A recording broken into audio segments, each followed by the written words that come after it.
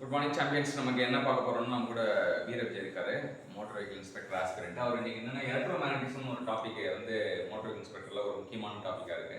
அதில் வந்து கான்செப்ட் கொண்டு வந்திருக்காரு. நம்ம அவர்கிட்ட இருந்து கேட்டு தெரிஞ்சுக்கலாம். ஃபர்ஸ்ட் வந்து கான்செப்ட் என்னது?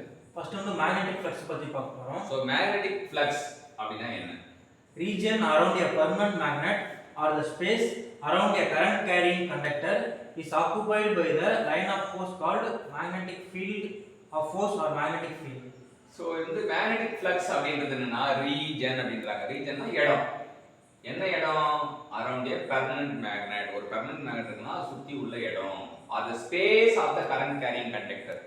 பெர்மனன்ட் மேக்னெட்டாகவும் இருக்கலாம், இல்லை கரண்ட் கேரிங் கண்டக்டராக இருக்கலாம். ஸோ அங்கே வந்து அதை சுற்றி உள்ள இடம் தான். அந்த இடத்துல என்ன இருக்கும் அப்படின்னா is occupied by the line of force. Force இருக்கும்.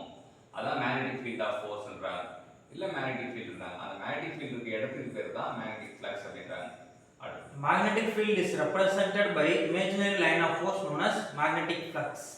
ஸோ அதான் மேக்னெட்டிக் ஃபீல்டு வந்து இமேஜினரி லைன் ஆஃப் ஃபோர்ஸ் வச்சு ரெப்ரசென்ட் பண்றாங்க. அதான் மேக்னெட்டிக் ஃப்ளக்ஸ் என்ற அழைக்கப்படுது. அதாவது செல்லமா பை அப்படிங்கிற கூப்பிடுறாங்க.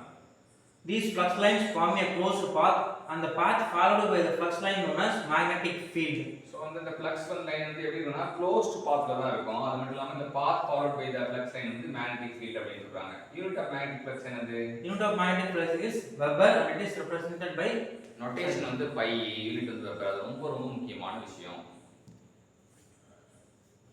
அடுத்தது மேக்னெட்டிக் ஃப்ளக்ஸ் டென்சிட்டி அப்படின்னா என்ன பார்க்க போறோம்? The flux density in the magnetic flux per unit area taken perpendicular to the direction of the magnetic flux. So flux density அப்படினா என்ன அப்படினா magnetic flux per unit area.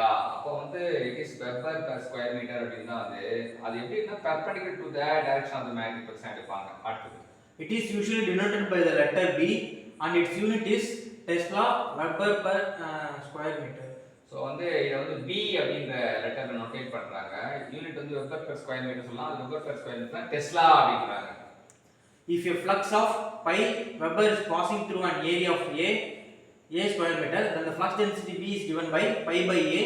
Unit வந்து weber density வந்து pi by a அப்படின்றாங்க. So இன்னைக்கு என்ன கற்றுக்கிட்டோம் அப்படின்னா ஃபர்ஸ்ட் கான்செப்ட் மேக்னெட்டிக் ஃப்ளக்ஸ் அப்படின்னா என்ன கற்றுக்கிட்டோம். ரெண்டாவது கான்செப்ட் வந்து மேக்னெட்டிக் ஃப்ளக்ஸ் டென்சிட்டி கற்றுக்கிட்டோம். ஸோ மேக்னெட்டிக் ஃப்ளக்ஸும் மேக்னெட்டிக் ஃப்ளக்ஸ் டென்சிட்டியும் கற்றுக் கொடுத்த வீரவிஜய்க்கு மோட்டார் வெஹிக்கிள் இன்ஸ்பெக்டரா போஸ்டிங் கிடைக்கும்னு சொல்லிட்டு எல்லாரும் ப்ரே பண்ணுவோம், அவரை வாழ்த்துவோம், பாராட்டுவோம், நன்றி தெரிவிப்போம்.